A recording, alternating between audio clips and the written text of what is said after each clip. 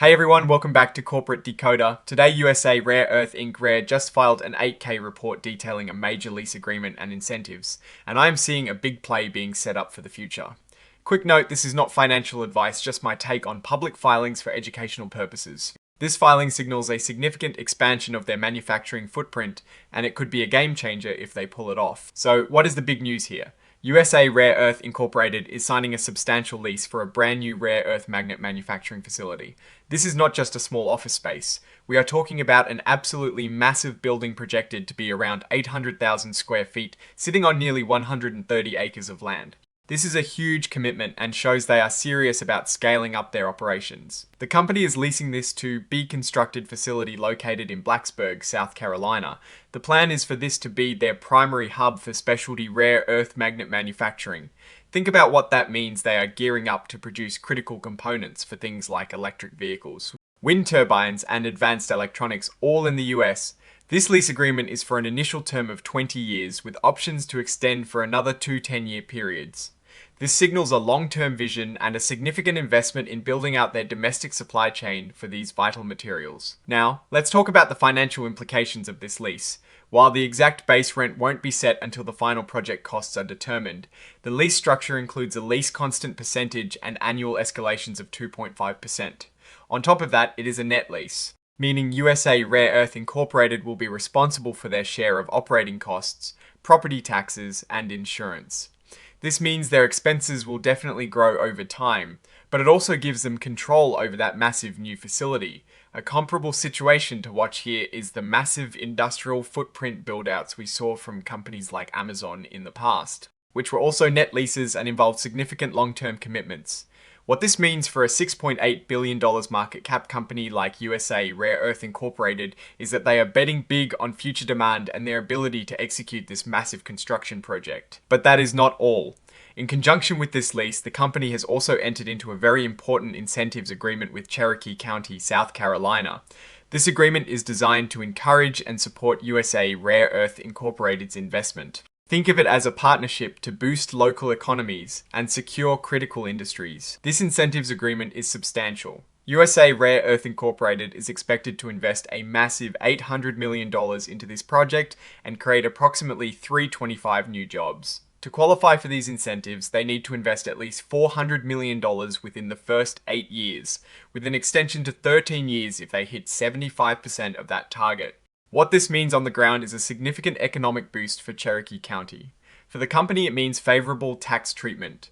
They will be paying a fee in lieu of ad valorem taxes calculated with a reduced assessment ratio of 4% instead of the standard rate for manufacturing property. For up to 40 years, this kind of tax break is a huge incentive for any company looking to build a large-scale manufacturing operation. It's similar to incentives offered in other states that aim to attract large industrial players, but the 40-year term here is particularly generous. However, there is a crucial rider here. The company's failure to meet these minimum investment and other requirements under the incentives agreement could lead to a reduction, recapture, or what is commonly called a clawback of these incentive benefits. This means the company has to deliver on its promises of investment and job creation to keep these benefits. For a company with only 132 employees, a commitment to creating 325 new jobs is a significant undertaking. This highlights the risk involved. If the project falters, they could lose out on these valuable tax breaks. Now, this lease agreement and the incentives are great, but they also create new financial obligations for U.S.A. Rare Earth Incorporated. This is where we see the creation of direct financial obligations. Essentially, the company is now on the hook for rent, operating costs, taxes, and insurance under the lease. They are also making a commitment to significant capital investment under the incentives agreement. This is a typical move for a company looking to expand rapidly, but it's important to understand the financial weight these new commitments carry. We typically see companies that are on the cusp of major growth make these kinds of large capital commitments. Much like you would see with a growing company ramping up production to meet anticipated demand, as we've seen with other basic materials companies in the past. To top it all off, the company also issued a press release about this development. This is standard practice to ensure all investors have access to the same information. It confirms their big move into South Carolina and reinforces the narrative of U.S.A. Rare Earth Incorporated building out its manufacturing capabilities right here in the United States. Now, as always with these kinds of forward-looking announcements, there are stated risks. The company acknowledges that they might face challenges. These include the landlord securing land and financing for the project, construction delays, supply chain issues for materials and equipment, and obtaining necessary permits and governmental incentives. They also point out potential issues with other proposed transactions and their ability to actually start commercial operations at their Stillwater facility.